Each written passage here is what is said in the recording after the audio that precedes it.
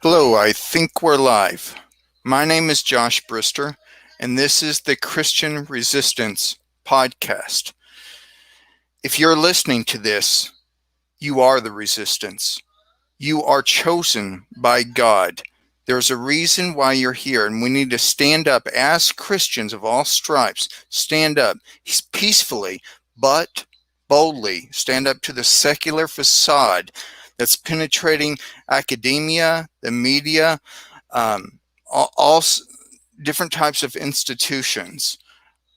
This isn't the time to forget the true, the good, the beautiful. We need to stand up and tell people about Christ. Not be afraid to proclaim the gospel of Jesus Christ and be bold in that. Now, the foundations of Christianity, of Christian theism, are built on rational principles. They're not built on wishful thinking. They're built on thousands of years of the greatest intellects, sophisticated intellects, providing arguments and giving reasons for why they believe, why the Christian faith is true, why atheism is false. You have people like Thomas Aquinas, Anselm, St. Augustine, so many others in our own day as well. That's what we'll be discussing, this long tradition called natural theology that we'll be going through that shows atheism is untenable. It shows Christianity, Christian theism, to be philosophically acceptable and probable. Anyway, who I'm joined today is a friend, Andrew Strotelites, and Praise of Folly. And I want them to basically introduce themselves. Just say why this topic is important, why it's important to present philosophical arguments to a population, to people that aren't familiar with the force, the history, the historical background of Christianity, of Christian theism, the philosophical arguments and the great thinkers that backed up these arguments. And Andrew, I want to start with you. Sure, I'd say that it's important to have a understanding of the underlying philosophy so that you can troubleshoot and fix things when they go wrong. And in the modern world, right, we are running into issues of how to live our lives, political issues, and so forth that need to be fixed. And to understand what needs to be fixed or how to fix it, we have to understand how our scheme of life is supposed to fit into the universe. And the Christian understanding of that is complete and detailed and correct. And there are lots of discussions on it, but that's fundamentally it, right? That you have to have a map and understanding of the world as it truly is at multiple levels of analysis so that you can navigate the world effectively and do good and receive what you need to receive. Yeah, you bring up something very important, multiple levels of analysis, and that in truth, there's multiple ways or multiple things that can reveal or can illuminate why something is true. So I think it really shows the short-sightedness or the presumptuousness of the skeptic who tries to use this quote unquote mere reason technique to try to discover reality. If you use mere reason, you're trapped into a solipsism that won't get you out of a box. You really need other ways in a more humble approach to reality. Praise. I want to ask you the same question. Why is all this important? Why should we be proclaiming the gospel of Jesus Christ, but also use rational arguments to present to the skeptic or to the believer or to a person that's on the fence? Why should we do that? Yeah, there's a lot of ways you could answer why am I a Christian, or why is anyone who's a Christian a Christian. But Yeah. one argument that I would say, it's not really an argument, but what I would say is that Christianity. Okay, let's look at modern philosophies. Modern philosophies, Marxism, socialism, libertarianism, all of these isms purport to explain all of reality. But what I've noticed is, if you look at modern philosophies, there are large areas of reality they can't even adequately account for, let alone explain. And so Mm-hmm. they just ignore those elements of reality because their theory doesn't allow them to talk about it. Whereas what I see with Christianity, more than even, say, the other world religions, is that the Christian religion is the only religion that is able to account for, explain, and contextualize all the multifacets of human experience and life. So if you go through a particular troubling, difficult time in your life, the Bible has an explanation and an answer for every conceivable struggle you can have, every conceivable situation in life, in a way that a lot of philosophies don't. And then, of course, the argument for a rational justification for Christianity is important because, yeah, while it might explain all those things, somebody might say, well, is it true? Well, there are reasons to believe it's true, but it's also useful to believe because it contextualizes and explains every conceivable human experience. And furthermore, giving a rational explanation for faith and against rationalism is that it can helpfully convince the fence sitter, but Yeah. also it can fortify the faith of the believer, because people who already believe with you can be like, oh, well, there are good reasons to believe this, which will then Mm-hmm. defend them from the darts of Satan. Yeah, absolutely. There's all kinds of strings that isms or strings that try to control people's lives, and we need to, I think, present the gospel of Jesus Christ in a plausible, reasonable way, so it can clear out these intellectual smoke screens that a lot of people, and especially the atheist crowd, has set up for themselves. I when I'm talking to them or debating them, I hear so many caricatures of what Christianity actually is, what it actually teaches, the philosophical and historic background to it, and I hear caricatures just made up of cloth. They're just making things up a lot of times. That's why. I think it's really important for us to, stay engaged and engage culture. Now, Andrew, well, Andrew, let's get straight to these type of arguments. I think one argument that I like to present, and I think you also like to present, is how theism presents a transcendent grounding for why anything at all exists, for why anything at all exists. Well, I'll just stop right there. Is that a type of argument that you're familiar with, Andrew? Yeah, the one that I like to use that sort of forms that is the argument from contingency, right? That all the existences we deal with in a day-to-day life are contingent, and that necessarily there has to be some non-contingent or necessary transcendent thing that grounds that, because none of these things cause themselves. If you take a collection of possible things or contingent things, you can't suddenly say that all of this exists necessarily. And there are lots of details there, but it's really, it requires a little bit of detailing of the metaphysics, but it's really straightforward, very simple, and it also teaches us a lot about the nature of God. We can get that, God is morally perfect, that he's omnipotent, and all these other properties from the argument from contingency. And from there, it's very rapidly you end up in this sort of classical theism, right? And at the point of classical theism, you have a God who is benevolent and can potentially engage with the world through special revelation. And that's where you sort of have to look at different systems, right? And you can either say special revelation isn't important, and at that point you're looking at sort of like classical Platonism or Stoicism.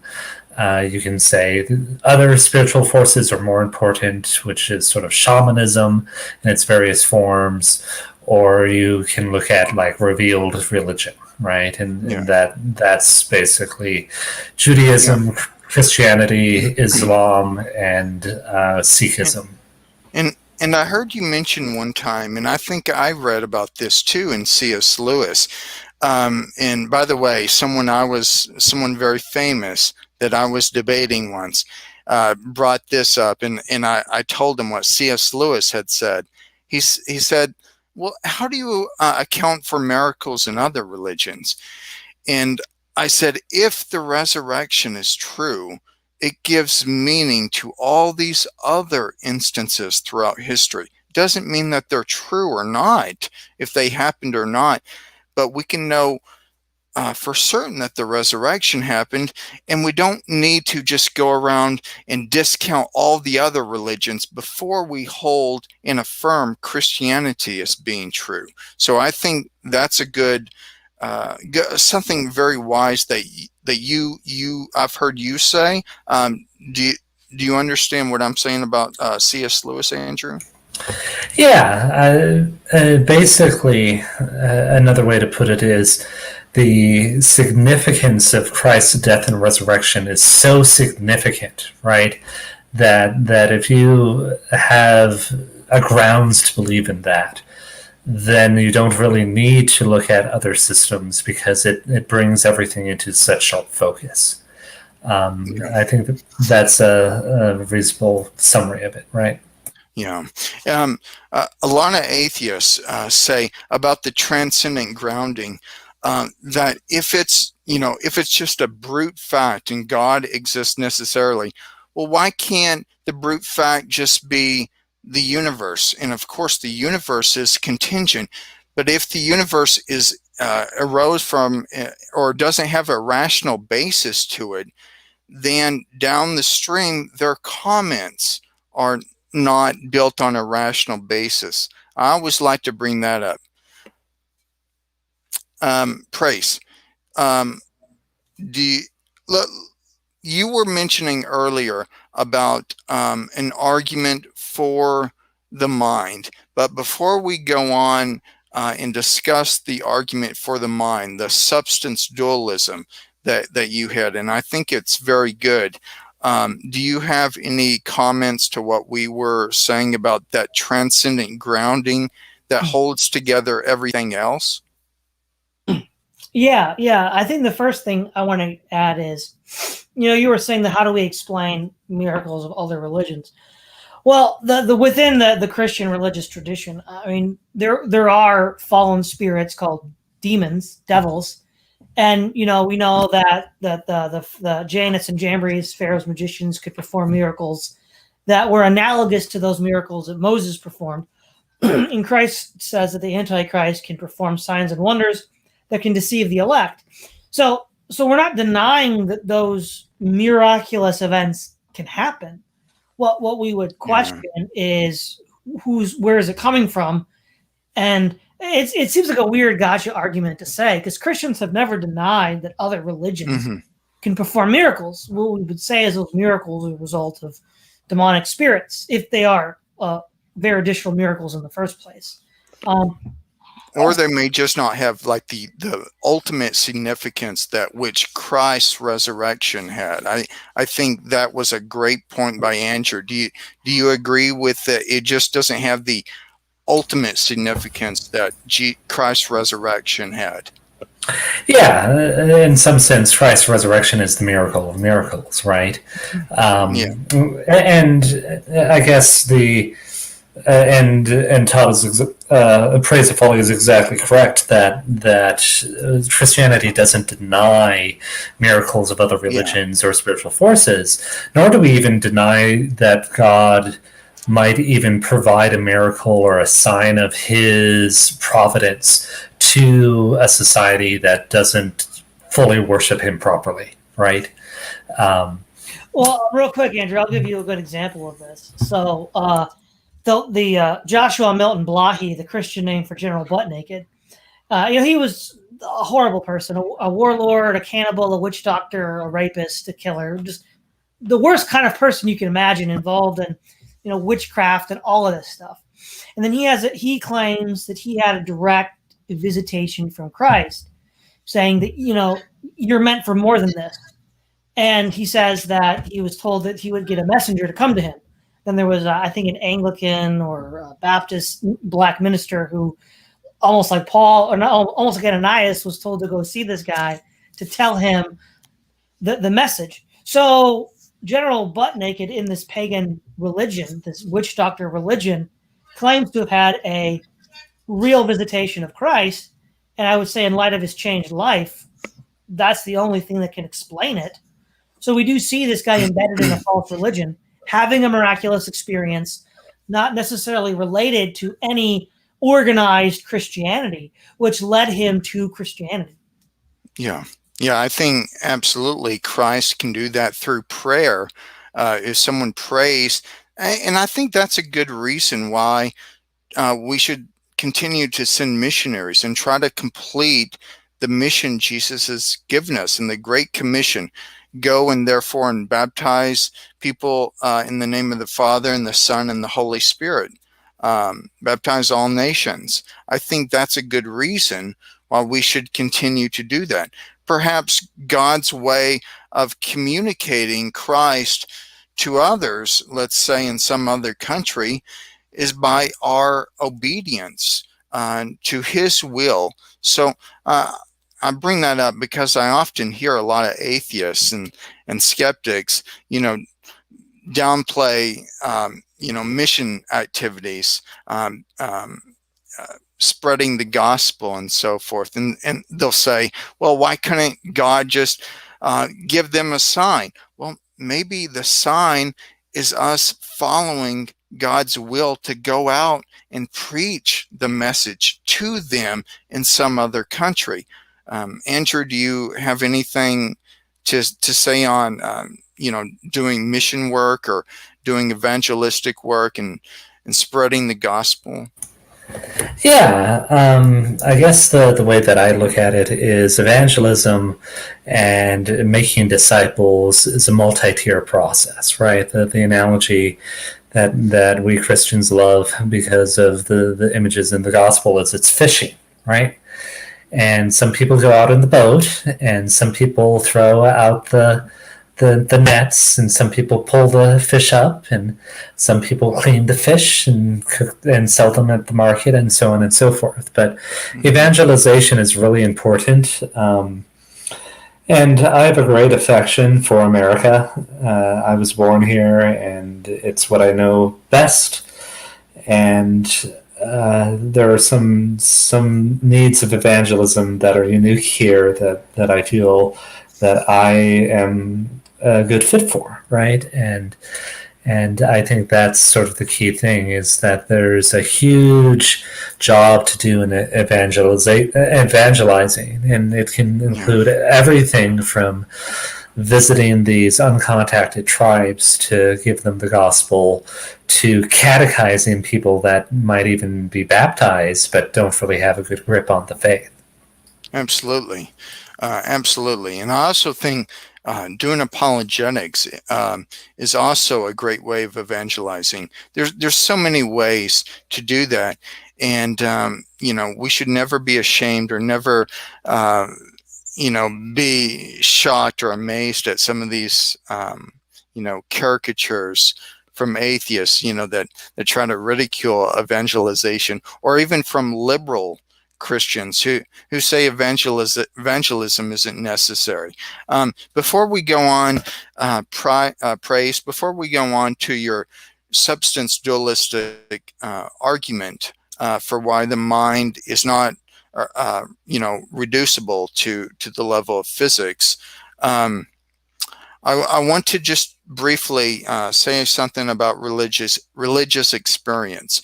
I think by religious experience, I think we can be justified or have a good reason for believing in God just by the religious experience that we have, just as God coming down to us studying the Bible, until an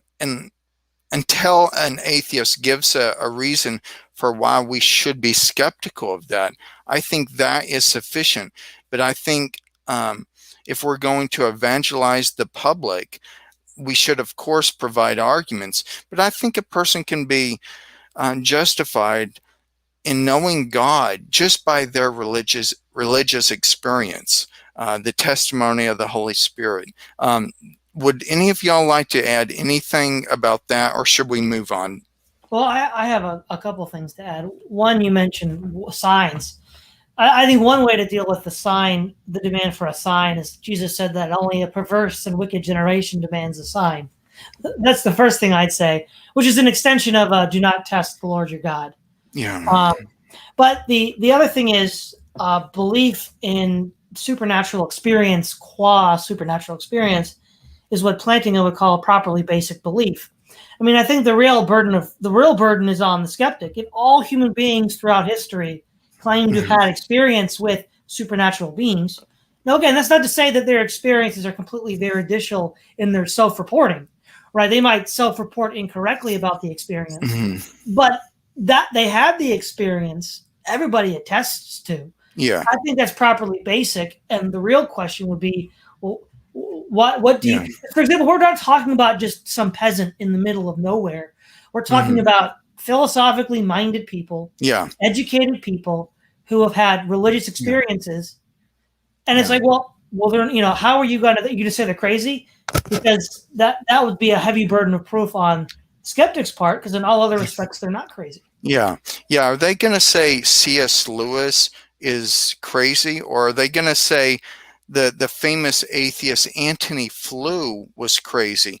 In 2004, I believe, Antony Flew became a theist. He repudiated his prior atheism. He did that for philosophical arguments and complexity in the universe and so forth. But religious experience is ubiquitous among people through different educational levels and so forth.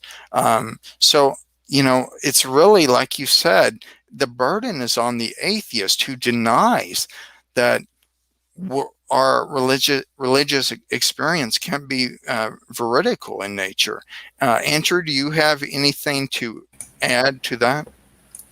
Yeah, and I guess the sad thing is it makes me realize that the vast majority of the population isn't really concerned with the underlying epistemology and philosophy and so on and so forth, and that a lot of these things end up being rhetorical. A great example of this is the use of the word delusion, right? That Richard Dawkins says there's a God delusion. And the thing is, if you define a delusion is a belief held in the face of good contrary evidence. And it's absurd for someone who's a new atheist like Dawkins to claim that belief in God is a delusion, when he also asserts that that atheism is just a mere lack of belief, right? Or that there's no necessary grounds for atheism. And that's the other thing too, right? Is there's a lot of power in claiming the truth is on your side. And that's where these complications get in, right? And I guess that the final thing I'll say is that there's sort of these are also used as decorative things, right? If you're antinomian in any sense, or you want to tear down some of these old structures, be it Christianity or family or patriarchy or capitalism, I hate that word because all it means is a non-Marxist economic system. You attack the sort of grounds that people have for this.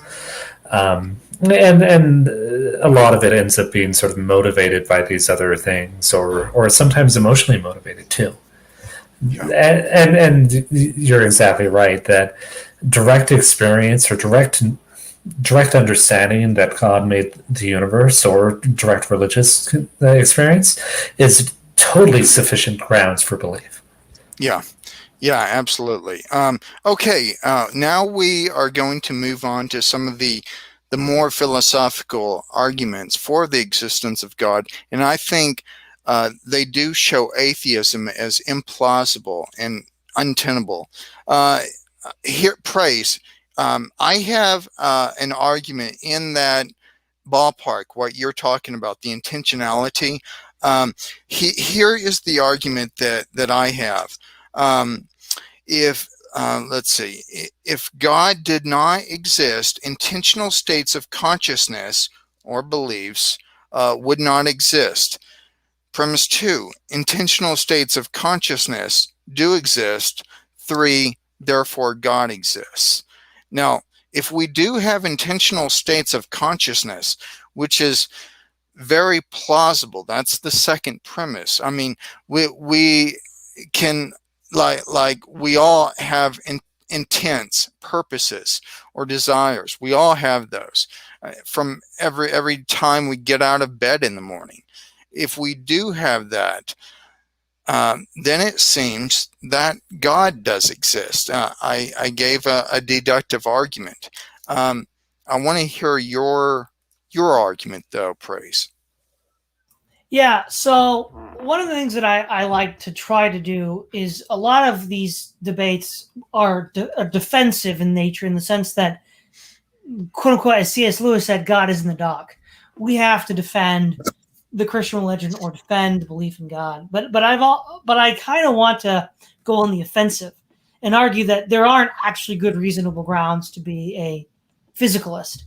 So, and to that end, I think one of the most effective arguments is application of Leibniz's law of identity. So if we look at the foundation of logic, it's based on 3 axioms: the logical trinity, the law of identity, the law of the excluded middle, the law of non-contradiction. Now, the law of identity has been expanded on by Leibniz, where he says that A is identical to B if A and B have all of the same properties P at the same time T. So, for example, the president of the United States is identical to Joe Biden if and only if the president of the United States and Joe Biden have exactly the same properties P at some time T, which as of tonight, they do. So now then the atheist, the physicalist, is committed to saying the mind and the brain are identical, that all mental states are reducible and explained by brain states. And that's what you hear from a lot of these people. Yeah. And that cannot be true, because by applying that principle, we have 3 arguments that can be made. One is the law based on indivisibility. So, Descartes in his meditation speaks of the fact that we can measure a brain, a physical object. There's a half of a brain. We can talk about the weight of a brain, the extension and smell and color of a brain.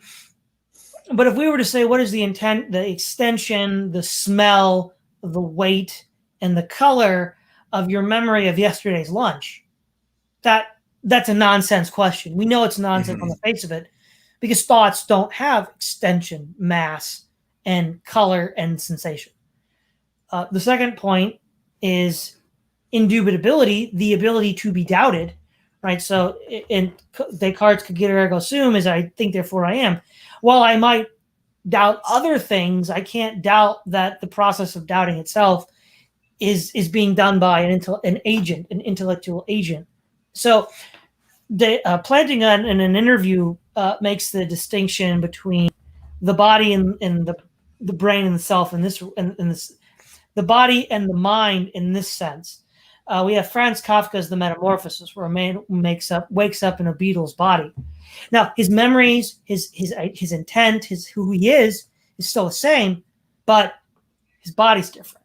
So we can doubt the existence of our body. We can think about having ourselves in another body. But if our mind is gone, then we're gone. And so for any two objects that have different modal properties, and modal properties are the logical description and measurement of potentials or possibilities. And while it is possible that I could doubt some aspect of my physical existence, it's not possible that I can doubt my mental existence. And so therefore mental existence and physical existence have different modal properties. Therefore they're different things, different substances entirely.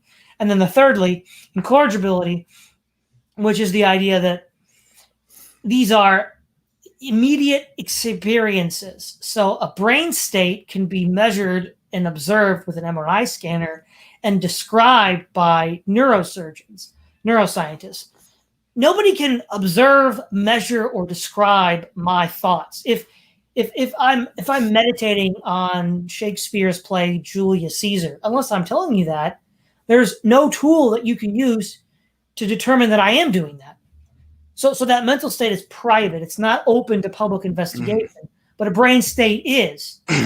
So these three I's of indivisibility, indubitability, and incorrigibility tell us two things. The mind and the brain do not share the same property P at the same time T. Therefore, they're not identical, destroying the concept of mind-brain identity. But second of all, to the extent that the mind does not have traits of the brain, it is not a material thing. It's not just a different material object. It's not a material object at all, because in part it can't be doubted. Material objects can be. It can't be divided. Material objects can be divided. So they're not identical, and the mind is a different substance altogether. Now, not only does this argue that materialism is false, it also argues for what Thomas Aquinas would call a precondition for theism to be true, i.e. substance dualism. So it's a precondition for the truth of belief in the Christian religion. Very good, praise. In 1986, a philosopher by the name of Frank Jackson, he wrote this article, What Mary Didn't Know. He said that if Mary knew everything about a material, the physical processes, the chemical process about something in the world, Mary still would not know everything, and that's where it undercuts it. Mary still would not know everything, and here is an argument for that that goes along with Frank Jackson's 1986 article, What Mary Didn't Know, where he undercuts physicalism. He undercuts it. Premise one: if physicalism is true, then to know the physical makeup of something is to know everything that is the case for it. Premise two: Mary knows everything about a particular physical object or event except its color. Premise three: therefore, physicalism is false. Physicalism or materialism is short-sighted because they say colors or taste or something like that is not a primary quality like length and width and height and so forth, or number. That is not grasping the full scope of reality. I also wanted to bring up Guth, von Guth. He published his theory of color in 1810. 1810, in which he contended that Isaac Newton's theory of light explained everything except what we actually see. It doesn't explain color or perception. It only explains the physical aspect, and that's the short-sightedness of physicalism. It only tells part of the truth. that there is a physical world, but there's a lot to reality that it doesn't say, it doesn't speak to. When I'm debating atheists, I think you mentioned Shakespeare, praise. When I'm debating atheists, I often bring up Shakespeare's Hamlet, and I quote to them what Hamlet says. He says, "There are more things in heaven and earth, Horatio, than are dreamt of in your philosophy." And I think that is something we can say to the physicalist, to the materialist or atheist. There is something besides just the physical description of reality. Do you have anything else to add to that, praise? One thing, well, a couple things. When we talk about the last I, incorrigibility, if I say I am in pain, or I am in love, or I am sleepy, these are all immediate experiences that only I have and know, that somebody else could only know if I told them.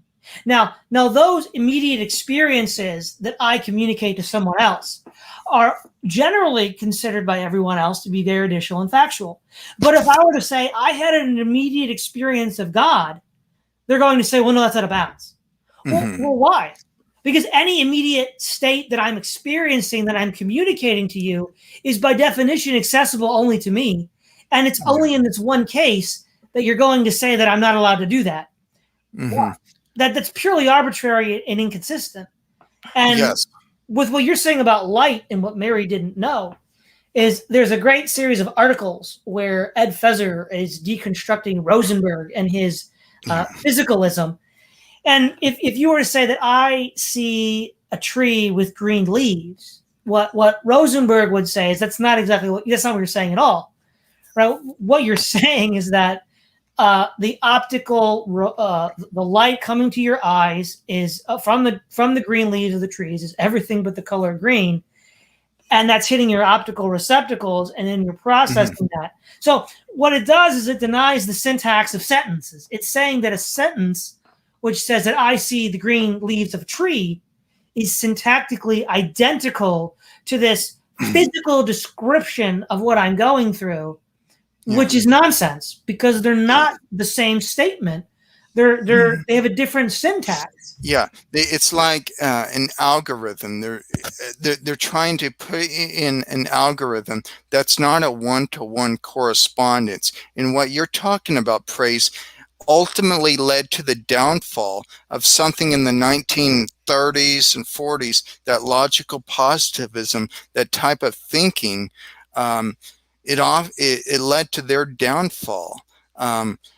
There are more things. What you were discussing, by the way, was Leibniz and his complaint against Locke. Locke offers the rationalistic answer to empiricism, saying that nothing in the intellect, there is nothing in the intellect that was not first in the senses. And this is what Leibniz says: except the intellect itself, nisi intellectus ipsi, unless there is already in place an organizing, self-reflecting power, the intellect experience would count as nothing. So I think, Leibniz successfully answered Locke. Andrew, do you, I don't know if you do any research into the mind-body problem. Do you have anything to say pertaining to this argument? I did. Basically, the existence of non-material objects that the human mind can interact with is a really strong indicator that we have a non-material mind. And that leads us into being able to have metaphysical intuitions and inferences about how the world works. And that allows you to go at these things sort of classically through it, right? One of the sort of key arguments, and this came up a few days ago with our Kantian friend Jeffrey, is the rejection that we can know metaphysical truths, right?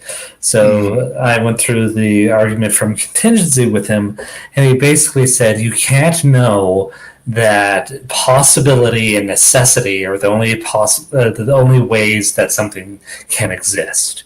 There might be a third way, or there might be different ways to slice it that we don't know about. So therefore, you can't make an argument from things existing possibly or contingently to a necessary existence, and that's sort of tied to this, right? That if we have a non-material mind or a non-material soul, that means that sort of the quote-unquote native language of it is dealing with these metaphysical things, not physical things. Yeah. And the physical things actually are what's getting translated to for our mind or soul to deal with. Yeah. And I think we're able to grasp the physical process, the chemical and physical laws of the universe. And we're also able to understand feelings or empathy, emotion, and so forth, because we're attuned to both of that. We're not just physical, but we're also mental with certain capacities.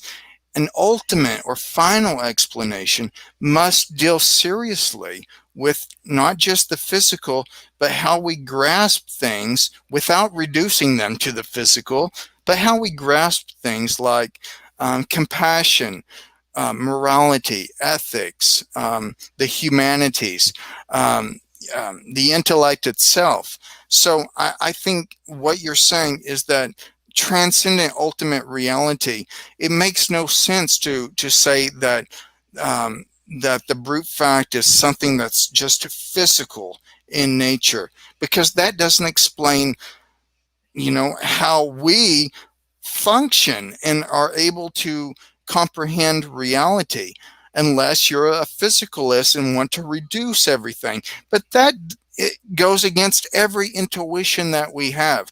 So I think the commonsensical position, which you implied, and which Thomas Reid and which Lemnes,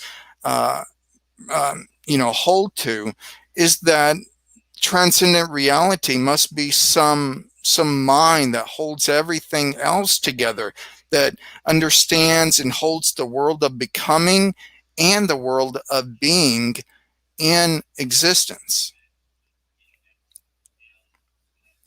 You have anything to add to that, Andrew? No, I think that's right. Okay. I praise. Do you have anything to add, or can we move on to some other arguments? You gave a great set of arguments there, and I just think it shows the common sense way to view the mind. The mind is not reducible to the level of physics. The algorithm that they're trying to do, the one-to-one correspondence, it goes against every intuition that we have. So yeah. Well, I have this is shout out to my friend Logos. This is he's a friend of mine that I have on my channel a lot. He has an excellent thought experiment that demonstrates this problem. Let's imagine that we have a married woman who the FBI is going to do an experiment with, but not to her knowledge. So her husband, they have this device that if you put it on his head, will show you his brain states. Okay. And because this is an argument against reductive physicalism. And so when she engages with her husband over, say, a month's period, all of the actions that he's doing, all the things he's thinking and saying and doing are then identified with these brain states. Now, let's say he gets kidnapped. He's replaced by another man, and they wire this device to show to her that he has the exact same brain states as her husband, but he's a different man who does different things. Mm-hmm. The atheist would say that this woman does not have legitimate grounds to think he's a different human being, because since each human being is reducible to their brain states, then the second man, this surrogate husband, is a part of this elaborate ruse. She would have no actual basis on a materialist worldview to argue that isn't her husband. But we all know intuitively that she has very good grounds to assume this man is not her husband, even though he also has the device on his head that shows exactly the same brain states as her husband had. Yeah. And Thomas Reid discussed the problem with John Locke. And that example that you're showing, that you were talking about with Limnes, Thomas Reid also dissects John Locke's. It would be the same person, but not the same man. Thomas Reid, through the logic of transitivity. It's kind of technical. I'm not going to get into it, but he shows that also. It just goes against every intuition. It goes against common sense.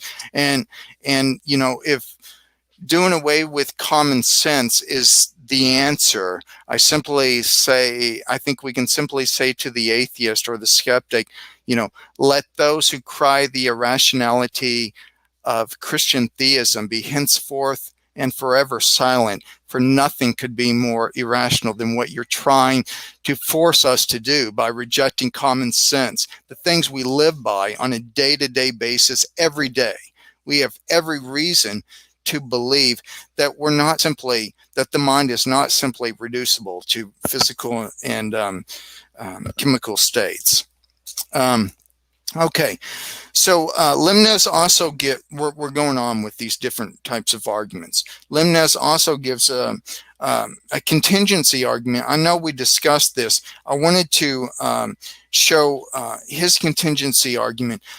William Lane Craig also discusses this. Anything that exists has an explanation of its existence,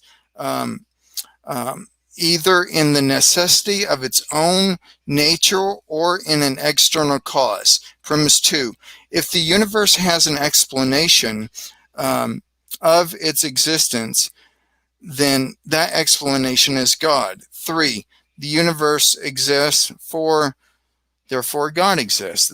These are just common sense arguments. It's a different way to present the contingency argument, Andrew. And I know there's different ways, but all of them, they show the commonsensical notion that God, there must be something transcendent, infinite with the properties or the descriptions, if you want to call it that, of God that holds everything else together. Right. Andrew? Yeah, definitely, and I mean that's sort of the thing that you can eventually tease out, right? That in order to have a pure physicalist accounting of things, you basically have to take materialism or physicalism or naturalism or atheism as an axiom, and then just sort of alter all your other beliefs to handle it. And that's what you see even with these relatively nuanced and thoughtful atheists, is it ends up being sort of the axiom that they're at rather than a conclusion.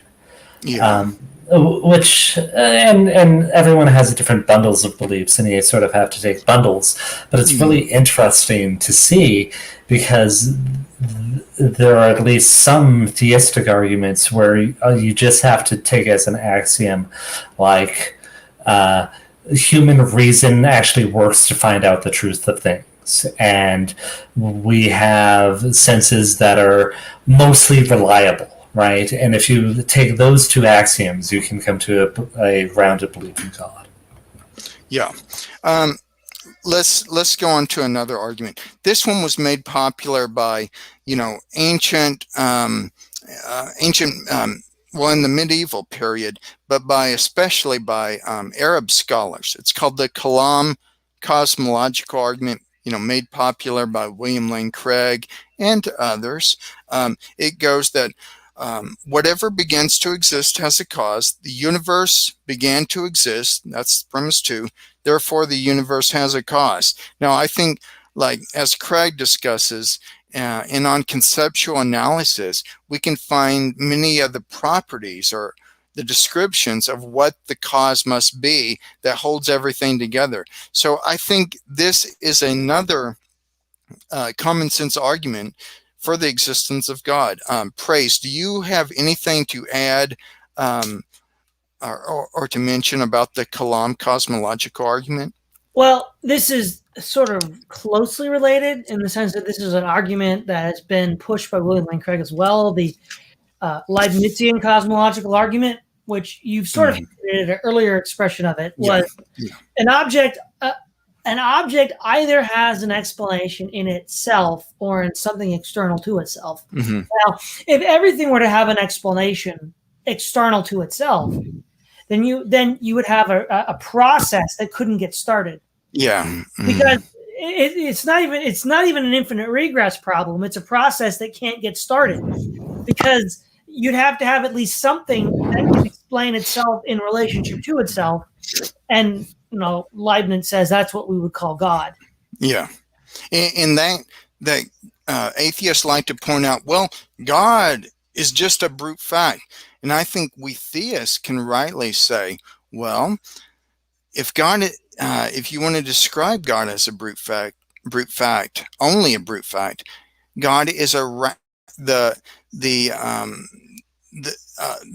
rational being with no room for potentiality. God isn't the ultimate reality or whatever is a brute fact, is non-rational in the atheist understanding. But if God does exist, that is an anchor point from which reason finds its anchor point. That's what gives everything else its meaning. So I often talk with atheists, and I think y'all do too, but how they're living embodiments of rationality. We all are. I mean, if we're able to communicate with one another, we're using reason. Reason has to find, where did it come from? It has to have some grounding that's ultimately reasonable. If you're going to say the universe is just the grounding, well, it has no reason-bearing properties or descriptions inherent in it. So I often say to the atheists that they're just walking around living embodiments like the logos. They're living embodiments of the logos, yet the words out of their mouth reject God, but their actions, they live as though God does exist. Andrew, do you have anything else before we move on to another argument? I'm good. Okay, let's move on to the moral argument. I like William Lane Craig's argument, but of course there's other arguments. His argument is, if God does not exist, objective moral values and duties do not exist. Premise 2, objective moral values and duties do exist. And I think we can all know this intuitively. 3, therefore God does exist. Now, Andrew, first let me go to you, Andrew. What do you think about when an atheist says, well, moral principles are just subjective and relative to a culture or to an individual? How would you respond to them? Yeah, well, typically my response is, if that's the case, then no, you can't claim that any cultures or societies are better than other cultures or societies. And if that's the case, then you no longer can be morally horrified at the practices of another culture, or even say that they're wrong because they want to just conquer you and enslave you all. So, and that doesn't jive with our moral intuition, and it also means that there's nothing wrong that has ever occurred in the past, right? That genocide is okay if the culture accepts it, and so on and so forth. Mm-hmm. And then they'll say, well, but I don't accept that, right? And the issue is, if you subjectively claim that it's only subjective, then basically what you're saying is whoever is willing to use violence most efficiently and effectively gets to determine what morality is. Yeah, it's And like The that, Will to Power by Nietzsche, The Will to Power. yeah, that's basically my answer. Usually, I do a better job of sort of guiding it through it. But if you're a moral subjectivist, you're basically asserting that the only way you can get me to comply is if you have the power. And so the rational strategy to engage with me is to use power over me and gain as much power as possible, so that I am in charge and you are not. Yeah, I often say that if God does not exist, there's no meaning, value, or purpose to anything at all. But of course, by you yourself communicating, Mr. Atheist, you tacitly affirm that at least your statements are intrinsically valuable because you want someone to read them. So, which is it? But no one lives as though, morality is merely subjective or relativistic. How would you respond to an atheist that says, very fervently, there are no objective moral values and duties? How would you respond, Praise? Well, one thing that I would point to is Nietzsche in his Twilight of the Idols points out that he's criticizing his current crop of atheists who having gotten rid of the Christian religion, the underpinnings of the Christian faith, still want to hold to elements of Christianity, such as love thy neighbor, care for the poor, things like that. And he's like, look, you can't do that, right? Christianity is a package deal. It all comes together. And if you reject the foundation for it, then you have to reject the beliefs that come from it. Mm-hmm. So part of the entire point of Nietzsche's philosophy was to say that the skeptics of his own day didn't take the death of God seriously. They had to. The goal of Nietzschean philosophy is to take the death of God to its logical conclusion, Mm-hmm. and that ends in the overman looking into the abyss of the nothingness, and despite that, finding the will to live on, to go on, without any illusions, without any any illusions or anything like that. Yeah. And they can't do that. So I really think that with someone like a Nietzsche or someone like, or a Max Stirner, right? Max Stirner, who was an atheist, who was the father of egoism, states that, yeah, everything goes, right? There are no, if there's no God, there are no moral standards. Mm-hmm. And murder and rape and theft are whatever you can get away with. And so actually, I point to the fact that they're not consistent atheist thinkers. Nietzsche and Stirner took those assumptions to their logical conclusion, Mm-hmm. and they're not willing to go there. So I'd say it's a taxi cab fallacy. Yeah. And when we were discussing earlier, I think last month, I brought up Dostoevsky, and he said, if God does not exist, all things are permitted. Now, you don't have to respond to that, but I think that and Dostoevsky and Nietzsche, they show that there are implications once you get rid of Christian theism. So the skeptic, again, who wants to use, mere reason, in quote, end quote, to try to say that Christianity is false. Well, I think there's probably, a multitude of reasons why we affirm Christianity. And I think I mentioned this earlier. Edmund Burke also kind of emphasized this. I don't know where I have it, but yeah, Edmund Burke also emphasized that. So it seems that atheists can be living embodiments of the Logos, of affirming Christianity in numerous ways that they're not, maybe not even aware of. So, before we try to remake society, perhaps we should, slow down a little. I think there are other indications for believing in God.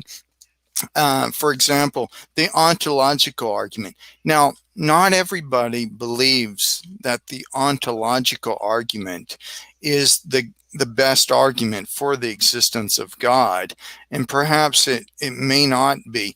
But the long history of the ontological argument and considering the people who thought it was a good argument for the existence of God, I think should bring a sense of humility to the atheist and say, perhaps there's more to this than my 14-year-old rejection of Christianity illuminates on the subject. Do any of y'all have anything to say on the ontological argument, or should we move on? Go ahead, Andrew. The only thing I'd say is I love the ontological argument because it's the only one that's been proven by computer-assisted proof to be valid. The only issue is the premises are so nuanced that it's really hard for anyone to get. The other thing that I want to investigate, but I haven't yet, is to look at the contrapositive of it, which is basically that if you're not thinking of the most perfect being, you're not thinking of God. And if you can turn that into more of an argument, I think that would possibly be helpful. But that's it. And Alvin Plantinga gives an argument of maximal greatness. I just want to read what the ontological argument is. Let's see. It is possible that a maximal great being exists.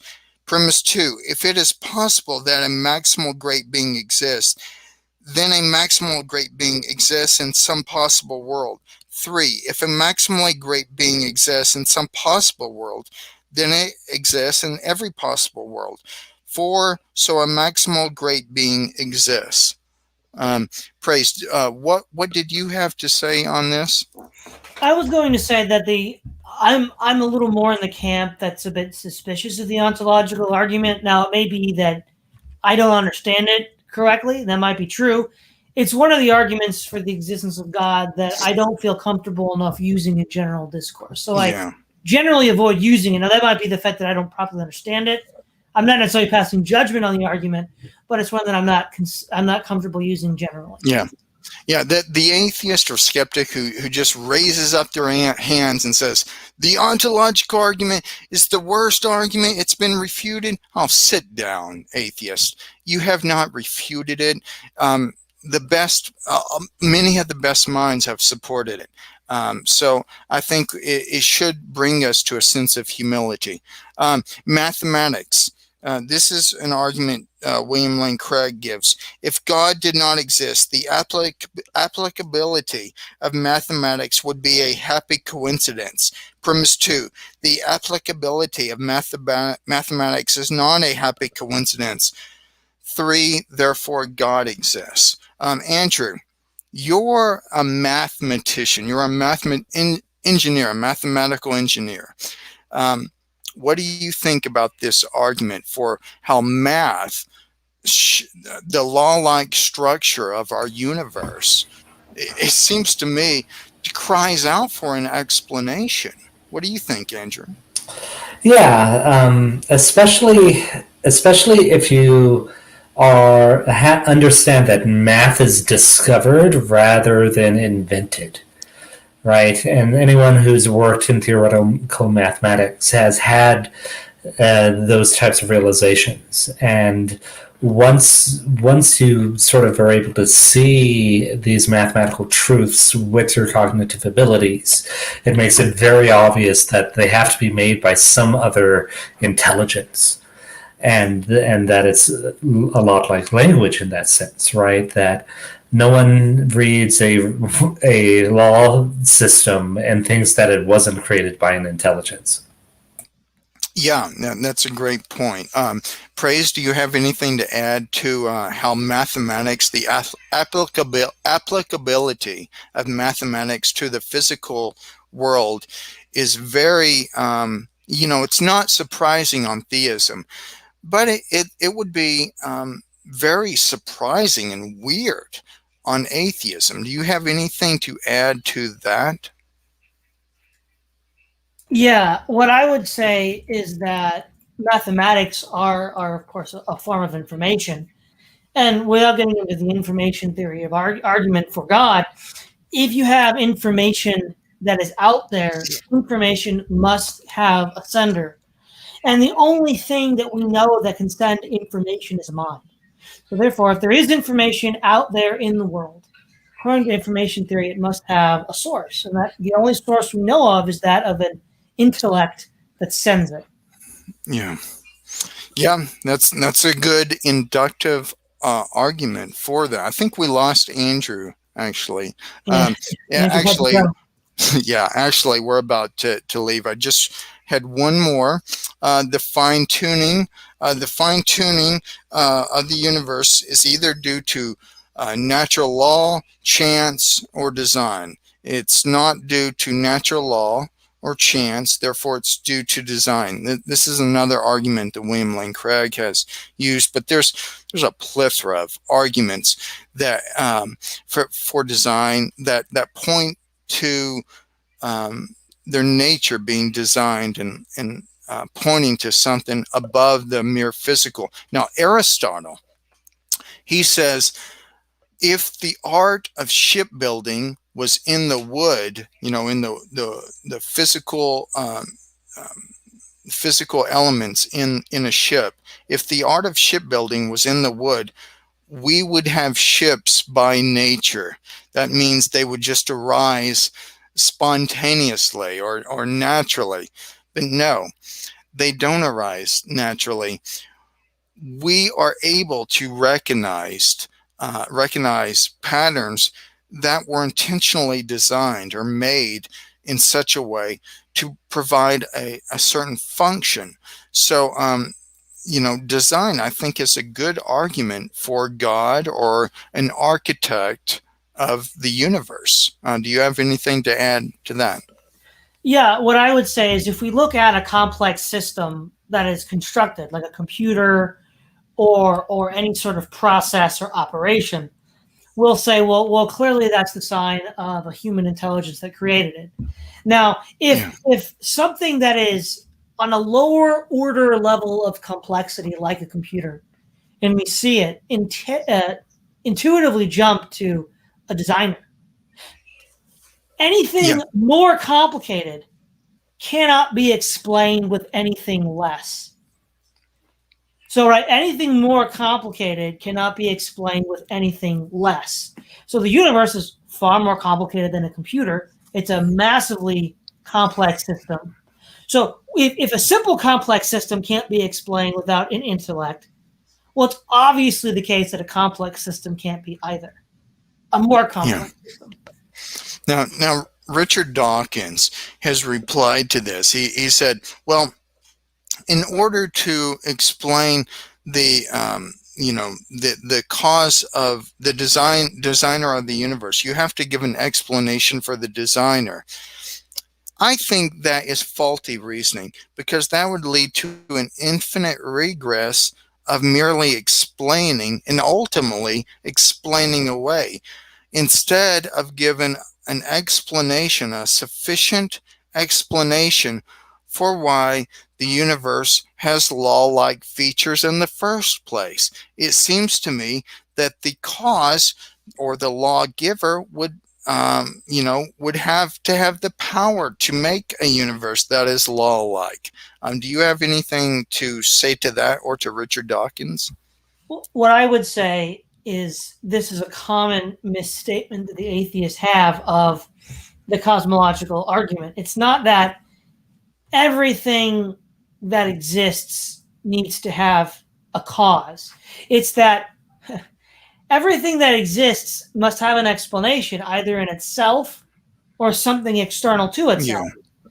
And we can't have everything having an explanation external to itself. The process wouldn't even get started. We'd have to have something that is explained by its own existence. It's a statement of the question. And again, I think it just shows the lack of common sense, the abandonment of common sense on the part of the atheist academic that wants to, not provide commonsensical explanations or reasons for what we see or what we observe in reality, or they want to reduce things or explain away things. Sometimes I think, Praise, that there's no amount of evidence that would persuade some atheists to believe in God. I don't even think even if there was a star system that said God created this, I don't think it would persuade some atheists. I think they would try to explain it away by natural occurrences. I agree. I think this is from God in the Dock. But C.S. Lewis said that even in hell, the atheist would attempt to explain all of these sense experiences as something other than what it is. Yeah. Well, I think that's a great point to end. C.S. Lewis. You can't do anything better than that. You can't get a better author that really discusses this, knows this. I mean, atheism, I think it's been refuted countless times. The reason why we discuss this is because it appeals to people because it's new. But throughout history, most people haven't been atheists because they've rejected it. I don't think we should look at history and say people were gullible or they had to be Christians. No. On the contrary, people rejected atheism because it was irrational. It didn't explain all of reality in a satisfactory way. And I still don't think it explains reality, but it tries to reduce a lot of reality and a lot of lived life. Praise, do you have any closing comments or anything you would say to the atheist to maybe to try to ask them to be humble in the light of the long tradition of natural theology, to maybe be humble and look anew at these various arguments for the existence of God? Praise. What I would say is riffing off of a statement by Murray Rothbard. Murray Rothbard, the Austrian economist, said that it's no crime to be ignorant of economics because it's a complicated, difficult subject to understand. But it is wrong to have a loud opinion on it without having done any study of it. And so what I would say, it's no crime to be ignorant of the arguments for the Christian faith. They're complicated, they're hard to understand, and maybe you've just never been introduced to them. But in the same way, don't be a loudmouth if you haven't wrestled with and grappled with these arguments in detail. Yeah, Milton Friedman also said the road to hell is paved with good intentions. So I think we should, maybe look at history in the long debate, maybe consider that there's been great intellects in the past that have concurred that God does exist and best explains reality. So thank you so much for being here, Praise. And well, I'm sure we'll invite you again next month or so. But thank you so much, and I appreciate it. Well, thank you, Josh. I enjoyed it. It's very, very good. Have a good night, guys. Thank you. And thanks to Andrew also. Bye-bye. Okay.